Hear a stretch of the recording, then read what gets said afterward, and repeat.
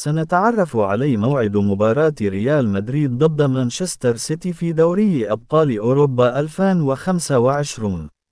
السلام عليكم ورحمة الله وبركاته. أهلا بكم، معكم قناة تشكيله المتوقعه.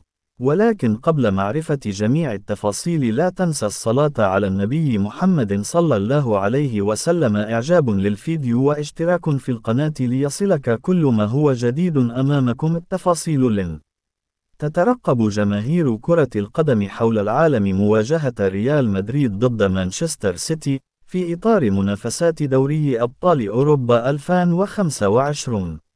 يدخل ريال مدريد اللقاء مدعوما بمديره الفني الإيطالي المخضرم كارلو أنشيلوتي، إلى جانب كتيبة من النجوم البارزين مثل كيليان مبابي، جود بيلينجهام، فينيسيوس جونيور، بالإضافة إلى عاملي الأرض والجمهور. ويسعى الفريق الملكي للحفاظ على لقبه القاري وتحقيق بطولة دوري الأبطال للمرة ال16 في تاريخه.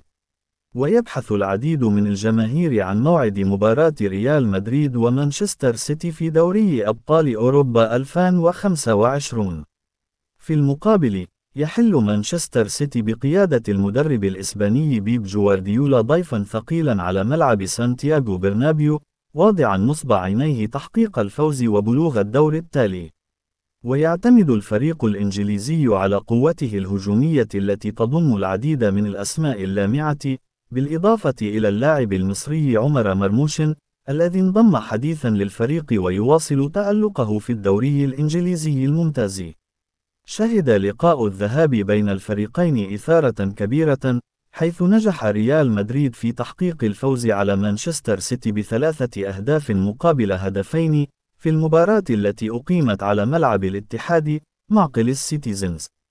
تقام مباراة الإياب بين الفريقين في دوري أبطال أوروبا يوم الأربعاء 19 من فبراير 2025 في التوقيتات التالية: 10 مساء بتوقيت القاهرة، 11 مساء بتوقيت مكة المكرمة والدوحة، 8 مساء بتوقيت غرينتش. ويستضيف ملعب سانتياغو برنابيو هذه القمة الأوروبية ضمن منافسات إياب الملحق المؤهل إلى الدور ثمن النهائي.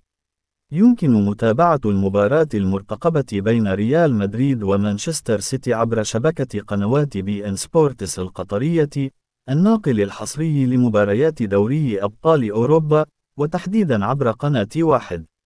كما يمكن مشاهدة اللقاء عبر الإنترنت من خلال تطبيق الذي يتيح البث المباشر للمباريات عبر الأجهزة الذكية.